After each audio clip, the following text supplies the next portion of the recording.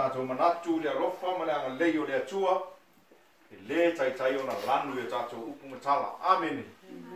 E le tai o na lanu pe alu nene yaso tātou bivigi ma tātou aralanga. E le tai o na lanu lea rofa o lea tua ia tātou. Amen. Wa o ia lava na mua ia rofa mai a te oe ma. Amen. Ia lea laua e sa whai mai nene tai au ma tātou.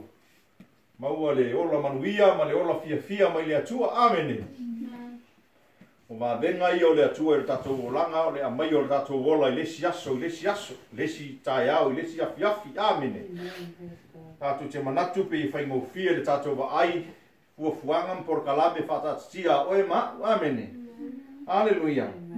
Ai le o moe fo I le ali o le lalolangi ana maenga, amene. Pea tatou whaalongo I le asa o tuana I atu, ue whanau o ti apolo, I tamā o ti apolo, amene. O e whaia le ami o leanga, o e whaia le leanga, o I tātou o whanau o ti apolo. Amen. O ti apolo ko ina leanga, o lo whea I fo I leanga leanga. Amen. E sa ili se me whaale lame ia te oe ma. Amen. Amen. E tamo whai se me whaale lame lau savalinga I lea tua. Amen. Tamo whai se me leanga I oe. Amen. Langa o lea li lea o lea li o le leanga. Amen. Wa o lo whea I lea li o le leanga. Amen. O ia o lea li o le leanga. Ia e tātou te whakatai ai la lea tua I lona alofa malonga nanga lei. Amen. Lea se ta sio tātou o mo se mai. Lea se meo whaalawe lawe. Lea se tala whaanoa noa tātou maua. Amen. E ui lama I tātou savalia nei vai tau o savalinga I wha mai ma mea te tupu.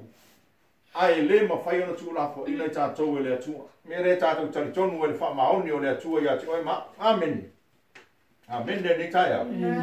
Mea lea tātou tari tonu e lona alofa e le li liu mai tātou na e tala noa mai lea fionga lea tua e le ma whaia e se mea o le nei o langi le nei na o langa o na e seha I tātou mai le alofa tu noa lea tua. Amen. Po le lea lava po le onge po wha mai po a lama me tupu lau savalinga e le ave sea oi mai le alofa lea tua. Amen. E tu mau lava lona alofa e le li liu. Amen. O le mea la lea ia teu I o tātou loto. Ia lofa lava lea tua e tātou tamale, tātou whaalongo I last week. Amen. O tātou o le tamale whanau tātou o lea tua. Ua ia tō fia I tātou e whai ma tama whai mona. Mana. Amen. Ai le whawa ina le larolangi. Awa ina le kā ua ke lolo kangaka. Amen. O le kako maka upu fo I le laka whaalongo ki kaya. O lea fo I kā ua I mea lea. Amen. O oe maa ua le whaapolopolo. Awa o lona fina ngalo na whaola ina I oe maa. Amen. Na ia fina ngalo ina ia whaola ina oe maa. Amen. Awa oe maa. O lana whaapolopolo. Amen. Ina ia whai tātou e pei o whaapolopolo. O ana lava mea umana whai. Amen. O la le winga o le upu whaapolopolo. E si se kau mana malama le winga le upu le whaapolopolo. Ai ai sau mea voi lele ke mangu e kau keu. Whapele ke kau keu. You look after it. Amen. Se mea whaapolopolo se mea ke mea pei se mea ka ua ia ke oi. Amen. Se mea pele lau loko. Se mea ka ua ia ke oi. Se mea ke mua ke wha mua inga. Amen. A lefa mai a fionga le atua. Wha mai ua ia olona fina ngalo na walawina i oi. Amen. Au ana ke mak whakau waa I lau sa whai mai marka kou mai le atua. Olona fina ngalo na whanau ai tātou ile upumoni. Na ia whiwhiri ai oi ma. Ina ia, o mai na ia. Ina ia whai tātou e pei o whapolopolo. Amene. O ana lava mea na whai. A whai la kākou ma oe ma o le whapolopolo. Roinga oe o le best. Amen. O oe o le special o le atua. Ina ia a whai tā ua ma whapolopolo o ana mea na whai. O ka ua take the first place. E take a ka ua the first place. O le whinangano a le atua. I ana mea na whai for all his creator. Amen. O a mea na whai a le atua. Ka ua le mga o le akua. E take the first place. O langa pesta oi. Amen. Ele fa pemlo lua o le atua. O le ka ua ke le o ma o le atua. Amen. Ele ngaka no ngā lofa whaola inga lona fina ngano fa ola inga ka ua ma to fia cha ua ina ia ma fa nau ma ia cha ua ina ia me cha ua mana fa polo let you to be his special ola best ele manga ola le tua fano le best amen ele manga ola tua fano la fa polo langa oe mau and number 1 na ia tua amen. He wants us to take the first place. The first place. O ai le o tulanga mua o la o tali i mara tangata le na fai. Amen. Ele mga ola le atua e whanu. Melenga mai e longa alo. E maliu mo e ma. E koe maua skama ngoa. Ele mga olanga le atua e whanu oe le tangata. O lana wha apolo. O langa best. O langa special. O le pale ali. O ananga luenga. Amen. Ai ka ua ke leo e. Nongo winga ele skaini whakaalo ka ua ile atua. Amen. Amen ya ngikayo. Amen. Ele skaini ka koe ka alo ile atua ele skaini ka koe whapala whakala le ar kaini ka kau whakingore me lea. Amen. Whakingore me lea nga whamai ile atua langa ka upunga ka kuru ka iau ngei. Langa ole mele ele mga ora ka kua tua e maua ile ka mangua ele whangu ka ua e avea ka ua e take the first place. O lona fina ngalu. Amen. Ele mga ole atua e whangu ka ua, ma whai ka ua, mo lona fina ngalo ina ia whaamanuia ia ta ua. Amen. Mai o lenga ave a kamu e par kaiso. E pule ai, o le ata ngao ka ua e pule le. Everywhere, everything. Amen. Chukera lau tusi le tusi ia ko polo no tau ku mua. Ka ko ole apostolo James chapter 1. Amen. Le ore a maua mai ai se au mo ta ua nei tai au. A wina mai le ngango le atua tatou whaalongolongo fo i le whaalongo le poto nei tai au ta talau tatou loto ta talau ta linga ta talau mata whaaleanganga ta talau ta linga whaaleanganga amen tatou te whaalongo i le upo le atua a se wheta lai le anganga pa ia mo oe maa u tai au nei amen amen le ro ainga amen mai le amen nga whapolpolo o oe whapolpolo amen mai o le best a whai ana pauano e jesi o la sona ngonga amen. Ape o pa yaku le makanga. Ka ko ki kilo le upula fa polo. A fa fa polo. Se me ke fa pele ai. E ke le ke mga kango ye sila melea. Ka so o le me ke o lo loko ai ke fia ai. O la fa pele fa penga o mane atua le mga ona atua kango man ki a polo ya oi. O la pest. Amen. Amen. Hallelujah. Amen. Amen. Hallelujah. Ya ko pola mo fa ko suma ono. Se ya fa ngata lu suma lima. First, James chapter 1, verse 16 to 25. Hallelujah. Amen. O ngā kongo kusinga ngā sau wai, ngā ka mai ai, o e maa ua whapolopolo, mea ngā lainga whanau i tā ua i lona whina ngalu. Amen. Amen. Hallelujah. Praise the Lord. Praise you, Jesus. Hallelujah. Hallelujah. Thank you, Lord. Thank you, Father. Hallelujah. Maua tatou tusi say amen. Amen. Amen. Hallelujah. For the English Bible, la fai tau mai Bible su ongo, su fiku tea, su valo i a faith, su iwa man, lua sifurua, lua kasi, lua kolu, lua fa, vaira man, lua lima. Ya, saungi roa, i ya. Chapter 1, verse 16. Chapter 1, verse 16 to 25. Amen. Iya. Do not be deceived, my beloved brethren. Every good gift and every perfect gift is from above. It comes down from the Father of light. Amen. With whom there is no variation or shadow to turn. Amen. Of his own will, he brought us forth by the word of truth, that we might be of his creatures. Amen. Suiva. Wherefore, my beloved brethren, let every man be swift to hear, slow to speak, slow to wrath. Amen. Amen. 20 Human anger does not achieve God's righteous purpose. Amen. Praise God. 21. Therefore, put away all filthiness and rank growth of wickedness, and receive with meekness the implanted word, which is able to save your souls. Amen. Amen. Praise God. But be doers of the word and not hearers only, deceiving yourselves. Praise God. For if anyone is hearer of the word and not a doer, he is like a man observing his nature face in a mirror. Amen. 24 and 25, Maida. For he beholdeth himself and goeth his way, and straightway forgetteth what manner of man he was. 25. But whosoever looketh into the perfect law of liberty and continueth therein, he being not a forgetful hearer, but a doer of the word, this man shall be blessed in his deed. Amen. Amen. Hallelujah. Ia la fai tau fai Samoa, palongo le mai tātou i tuspai palangi, holo mai ai lau kus palangi i kus Samoa, i a ta o tina, o soe pele, aua nei se o tau, mea lelei umai fua mai, a toa ma mea rofa umai a toa ona lelei, mai ngā la baia, e a luifo mai le tamā o ngā lama. E leo ia te ia se mea whaare tūmau, po sina le liu i titi. O lona fina ngalo na whanau ai tātou le upumoni, ina ia whai tātou e pei o whakaporopolo ana lama mea na whai.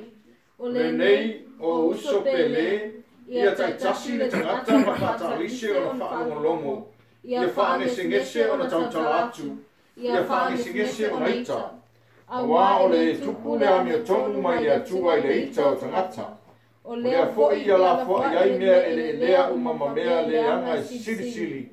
Ia talia ma le wha'amaulalo le upu o tsoina. O lea e mawhai ai o na wha'alaina o tō nganga. Aia whai o tō uma e ana i le upu. Ai aua le na o na wha'amolongo iai. E wha'asena ai o tō e o tō. Awa ai se tasi e wha'alongolongo i le upu ai le ana iai. E tusa ia ma le mutamata ua wawa ai le whaata i ona lama mata na whanau mai ai. A wawa ai o ia ia te ia. O nā alu eselea, ua ngalo loa le rima o na mata. A o le matua mutamata i le tula fono o le talotonga a toa ona le lei. Ma ua tu mau iai o ia. E le se whaalongolongo ma le whaangalongalo le nā tangata. Ai o le ana i le ngaruenga. E manuia o ia i lona lava ana. Amene. Amen. Amene. I masalonga ua e whai kau ka kou whalongolongo le upo le atua le nei tai au i lona whai tauina. Amene. Amen. Ngā lue mai lea nganga o le atua ia te oe, ia te au ma tātou le tātou whalongo i lana upu. Whaamalamalama tili lana upu ia i tātou le nei tai au. Amene. Amen. Le tusi le tātou whai tauina pe ono whai atu o le tala noa mai ia te oe ma. Amene.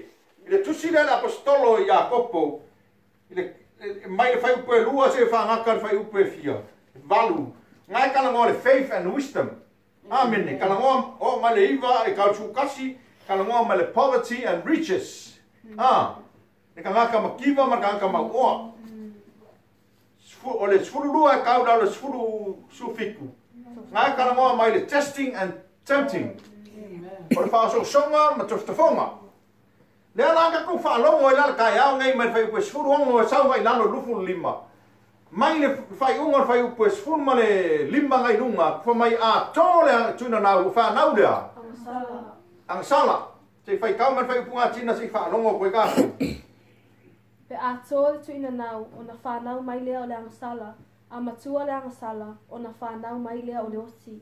Amene. E le ngaka ngā kō, a kau le kō lea. Kako wai whinga e kō e kō. Longa winga e mele la whangau. Amene. Kōr kui ngā ngau. O ma whangau mai nao lea. A ngasala.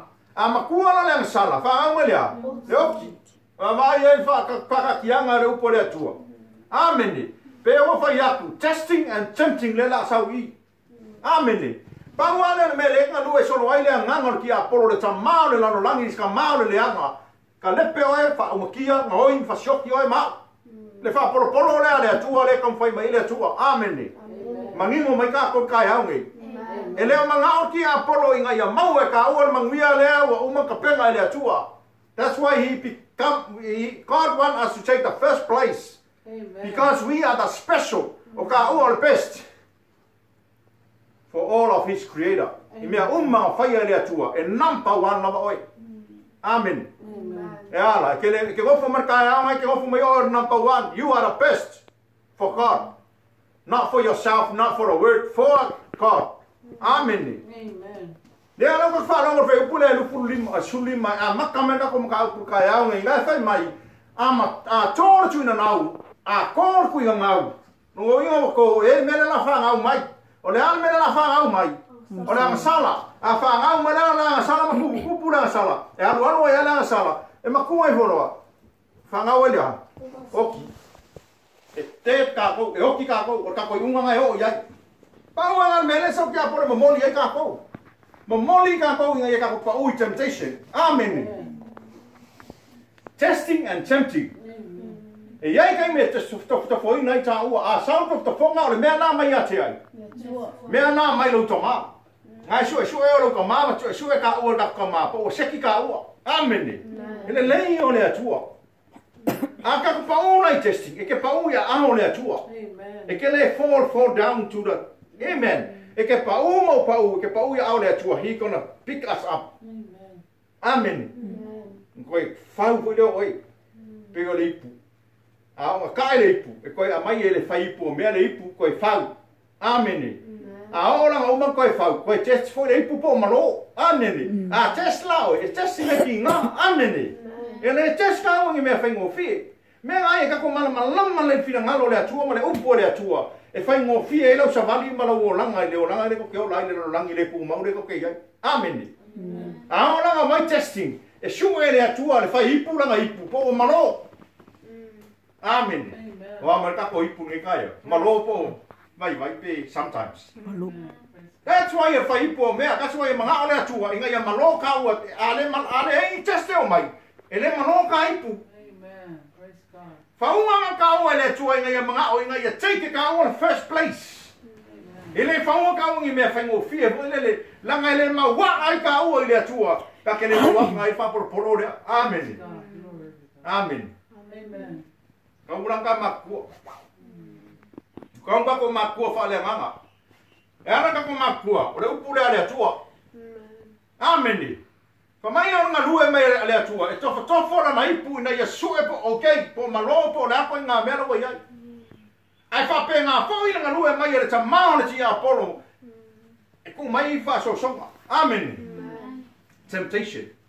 Temptation is everywhere. O le o langa le ko ke o lai, o le o langa o fa so songa because o le nganga ki Apollo, le a fa lo i le nganga le anga. O langa mea ngai fai, fa se inga oi. Amen. Fa se oi fa so songa, se e pa u, e awangi e taking the first place. Amen. Fa mai na fa ko skulu o nga amaka mai ai. My brother, my friend, don't deceive. Awa ke fefe, o awa ke se. Only for sale and mea. Amen. Amen. Sa ora ngamu la deceive. Don't deceive my friend. Aua ko ke se auso. Ma mai ai. A maka mai na suru honga ne ko fai ka o pe o fai aku. O le kusi le, e ke le pa tsor mai nga. O le tempting, ma le testing. Le nga umaroa, ai se so o mai normal mele la ka fa lo mo ka ya me. E ana ka ko pa ui fa so songa, ko fa se ga ko. Amen. Wa e se fai ngal ki Apollo. Sa wa ki Apollo ko so lima ma wa ko ya ma se ko ya ma fa vale vale ko ya fai ngal ki Apollo. Amen. Ele e fa vale vale ka ko. De ai. Ale ma mai fai pesuongo. Fai ka unga mai fai pesuongo fa ka mo tina. Ho uso pele awane se o to. Oh, uso pele. That's the word of God say. La apostolo lea. My friend, my brother, don't be deceived. Awangi seo ko.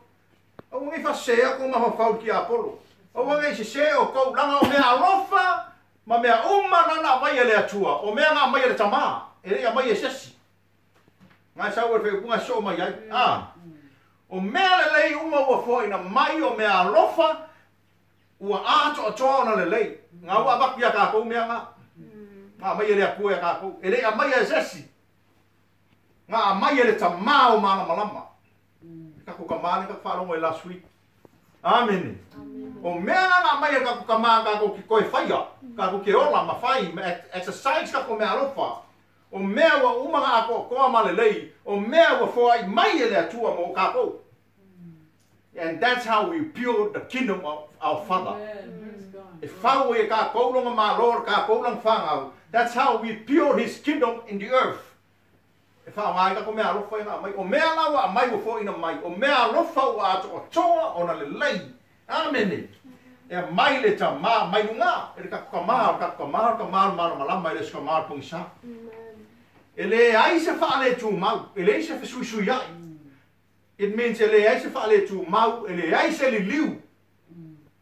Amen. Ele ai mas ele liu e kasio ia. Ele fe sushi ia ile atua na ka o mai ai. Amen. Amen ne kai au. Amen. O le ka fa makala ku ka ko ka u ngai mangingo mai malama. Ai sau ka ko ka u. Ia ko fa mo fi. Amen. Mara wa ngofo mai maka ko ngofo ka ko special. Amen. Special. He wants us to take the first place. He wants us to take the first place. Ele mga oi fango ka o mga ave ka o mga wiya o mong ka penga so ska ma fa mai o perkus pa ia fa puku me ka ma mo la ko fanga e mga ora ka kamalia e ma o me ka ko me o mong ka penga mo ka ko. Amen. La ka ko ora number 1 I me uma o fa sili ya ku ka ko lo le va ma lama me uma sami no number 1 oi ma. Amen.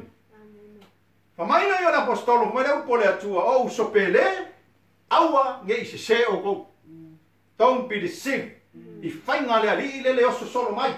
Punga mai. Amen. La o mea yo o manga abaku fo inga mai ha o ko me le lei ma me alofa wa o tona le lei. O mea mai ngai le ni mea mai o. Amen. Ele ni mea mai ko kamana na ki a por right now he give us nothing. All he's going to do it to kill and destroy us. A mea ngai ake oi. Ma mea nei akako o mea wa umanga mai ko kama. Mea mai nunga. Mea nga mai ka ko kama malama. Ele ai se fale tu mau. Ele ai se le liwe tasi. Ele fisu ya ile atua na ko ngai. Por kama nga mai le babu yo por fa babu. Ele suia o ngei o kaya o le akua nga vai nga fio ngei o kaya o le tama nga ka ko. Amen. Fa mai na fa solo nga mai lalo. O mea nga mai ele atua ya ka ko o mea rofa o mo fa ko inga mai ia. Amen. Fa mai la ia fa ke le ngese o nga e kau kala. Ai fa ke le vape o nga ia. O ki kilo i.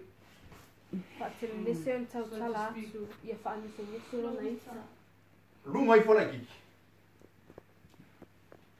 O le nei o sopele. Fa ta alise. Ma fa ta alise o na fa longolongo. Ia fa ka alise o nga e fa longolongo. Ai fa ke le ngese o nga e tautala. Fa ke le ngese foi malo. Ika. Ai o mea ia punga mai ai. Le ala kala ho mai. Amen. Fa ka alise means fa ko pe kopela wa. Fa longo. E ka kala o kalinga ke fa longo ai. Au mo ke va me mame ai fa longo pe se mea mai tua po se mea mai ri ne fero wai. Amen. La mo ke lo ka ko ke siano ngal punga me se mea punga. O so kulo ki ai o. Amen. Ngal fe me kala le oso fa kala ai le fa ka alise nga. Fa longo mua. Po se mea la sa werki apolo yo. Po se mea la nga lue mai lo tama yo. Amen. Glory to God. Ai le le ro ko le tu. Thank you Lord. Thank you Jesus. E ke le la ke siamo e forbes kama i mea fai fa ale. O le mamme yo le so. Amen. Nga fa lo ko no. Nga uma mai ia pa pea u ia. Amen. Pa lo le tu me malo. Amen. Hallelujah. O mea ia le kala mo mai le po le tu ka ya o o mea whawhaingo whia ka kowa ai. A o i le kele nga whaale kongo i kako. Ma kako le maua, le special le maha o i le atua. Amen. Whakalise o ma whaalongo. Ei kei me whapengaga sawaringa. A e whaalongo se mea. Whakali pe o kele mo rui e kako ainga. Pos little bit. Whaalongo longo po le ale mea ngana kala hoa mai ngana paia. Amen. Ano whaalongo po kako se mea. Sau apa i sau i o solo. Sa wapa I osolo. Sa wapa I oso. Amen. E ala mai oso wa ya. Wa ika. That's Amen. E ala mai oso wa ika. Ama le upole atua le kau kalama. Ka ko umane kalama mai upole atua. E sauna se kala se ke falon ko kai ai o e punga. A ke le falon la hiki. Amen. Hallelujah. Fa kele fa ka alise ona e fa longo. Amen. Fa kali la hiki fa longo pe. O fera e angi nga e sabi. Amen. Amen. Amen. E ke fa longo ku ngale angi mele mea. E sau a ke fa longo ku ngale kala mo mele nga le sabi ki o. Ngai lo la ia. O fa so so ngal mela. Amen. Amen. Ngai lo le oh, le testing la mele. Amen. Asia, le wa ku se ke me ke fa ka alise nga ya. Fa longo. Wait, be patient, be silent. Be still and wait when the Spirit speak to us. Amen. Thank you, Lord. E ke no le leia nga o ko fonga la le usamoa. Praise God. Amen. Be a vi ele. E ke no fu la lo mi ko. Na le ko fa lo mo inga me le ka lo mo. Amen. O le lu I mo ka ko uma. That's right. Amen. Au ka fa lo se me ki ko ko ka ko ai se me. Pe o fa ya ku ke lo ka ni. Sentence ia lenga due merki Apollo. O maka palinga o lima o nguku kaukala o mea umanga 5 lenga due merki Apollo nga fa longo kwa se mea ai se mea funga mai lo ele se fa pe. Amen. Praise God. Amen. O so pai ga te won. Amen. Pasi yo isi.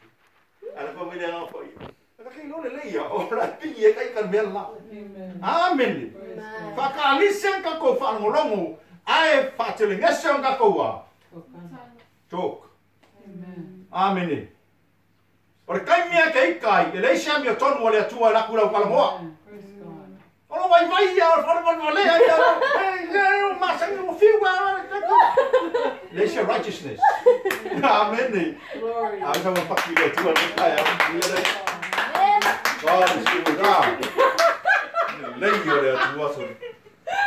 Amen. Glory to God. Yo ya uya. Thank you, Lord. Yo ya uya. Oh, you pai lu ya lu ko tu mau fa. Oh, thank you, Lord, for your word. Amen. Amen. Ngala fa mai era psikolo, fa mai le upora tua. Fa ke le ngesa mai kaukala, fa ke le ngesa mai ika. O mai le aisha mi komo le ku saulea. Leika. Au wa ngai fa pe ka ko le ika kamar ki aporo le ki ngafe mai aika. Awang e ang salai. Amen. Glory to God. Amen. Ai fa longo lai upo mo upo ka ka sa. Amen. Na ko le li le fa mo wai. Pa wa le la mea. O upo la le tu fa longo mo. Ya poko la fa longo ka ya o ngai mai. Tek le upo le tu. La o le tempting, ma le testing. Amen. Ala fa mai ro la makanga. O uso pele awa koke. Se ai. Amen. Don't be deceived. Amen. Amen. Hallelujah. Say you see go vai. Amen. Amen. Hallelujah. Amen. Praise God. Praise God. Thank you, Lord. Mele ma ai ai lo fa longo le tua. Amen. Amen. Ma ai ai lo take time, be silent and still. Amen. Pe a kofu ka ko pe a fa so inga ka ko fa kali. Amen. Wait. Amen. Fa kali se e fa longo po le ar mele kala mo mai ai lo tama ya ke o la ka ko ma o le nganga. Amen. Our Father is the Holy Spirit. Amen. Le kongo ka ko le o fie kala mo mai o ke le ba pe lo ka kala. Amen. Hallelujah. Amen. Mai la ye le se ita mo mai ya me ton. Amen. Amen. Ya la fo ai yo ko me ele lea. La fo ai. Praise God. Amen. Throw it away. Amen. Amen. Amen. Fa solo mai la fo ai ko me le uma ma me le anga sili. A ia o taua. Ia talia ma fa ma lalo le upu. Ko fai ka pasia. Ia talia ma le fa ma lalo le upu o totoina. O le uma fai ai ona fa olaina o toanga. O le uma fai ai o e fa olaina, ma fa olaina o e fa olaina. Ala mo ia ma ko fia ka ko ele atua I lona fina ngalo. Ngā renga whāngau mai oe lea. Ngā rai ka whao laima. O le mea lea lefa mai lea tua. A ia e talia le upu o lea tua ma le loto ma walalo. Amene. Amen. To tō I lo loto. Tō I. Le upu lea tua. E le ai ase mea kau ki kau e kau. A whene fa mai paulo la paskolo le kalesia fe fesu. Au anga I ngalo lea. Le pelu ea. E kau ai le kaua. Ana mo mai ofu kau mai lunga kau I lalo. Fai me se vai, fai man kani pupungi. Ai au ana I ngalo lea. Pepo lea nganga, fa whenga kau. E ke alo ea mo ofu kau a pesa o ke apolo so au makara ke. Ano mana sa pelu. Lea pelu, lea orupo lea tua. Amene. Amenge ke kai au. Amen. Lea lefa mai talia le upu lea tua matoto I lo loto. Ma le nganga wha mo lalo. Mea lea kako whaalongo le aingo lea tua kai au ngi. Ka lia lea fionga lea tua I lo loko wha mo lalo. Ma kore I kongu I. Ai wha mo lunga. E le mau upu. Amen lea tua ke kai au. E ke wha mo lunga lalo whaalongo le upu lea tua. Ke le kai e te kinga le upu. E ana ngai wha mo lunga. A peo ko ia. Koe man le iana lea tua. A koe wha mo lunga lea. On the roots of sin, on the right. Wai ke kei, ngau wai ke oere hamar ki Apollo, wai ke kei a koe leu pole atua leu kalangoa mai. Amen. O le whamo alunga, o le that's the root of the sin, o le pride.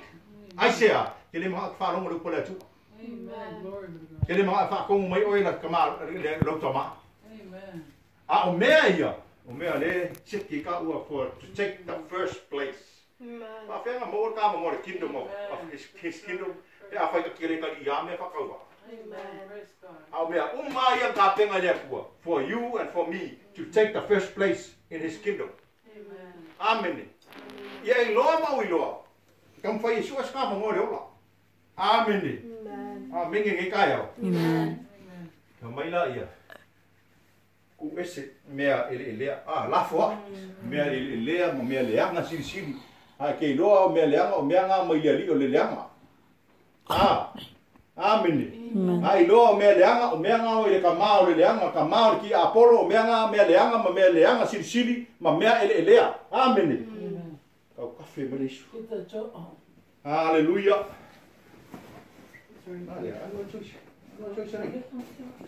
Amen. Amen. A ia, ta lia le upua le atua I lo tatou loto matato ai. Amen. Ia ta lia ma le whaamauranu. Wawai, humble your hearts and take the word of God. Amen. Ta lia ma le whaamauranu le upu ua tato. Amen. E wanse ka kōro le upu, ka lia lo. So se kaimi ala ka whalongo e lulu le upu le atua, ka lia. All we can do is receive the word.